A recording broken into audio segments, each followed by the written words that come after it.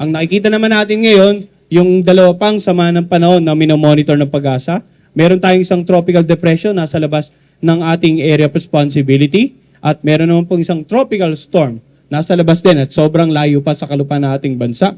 Bagamat malayo pang dalawang sama ng panahon, ito pong isang tropical depression may pinalabas na po tayong tinatawag na Tropical Cyclone Advisory. Available po sa ating website yan.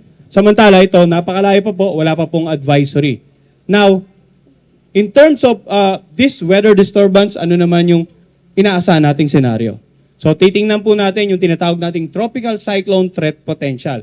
Nagpapalabas po ang Pag-asa ng mga scenarios ng mga bagyo na nagko-cover ng up to a 2-week period. So, yung unang pinakita nating tropical depression na nasa loob ng ating Tropical Cyclone Advisory Domain, ang sa ngayon nakikita nating senaryo ay kikilos papasok ng ating PAR, then posibleng lumapit or maglandfall dito sa may bandang Northern Luzon area bago mag-record pahilaga. Yung pangalawa naman, mas malayong bagyo, inaasa natin, posibleng kumilos pa kanluran at pumasok nga ng area of responsibility.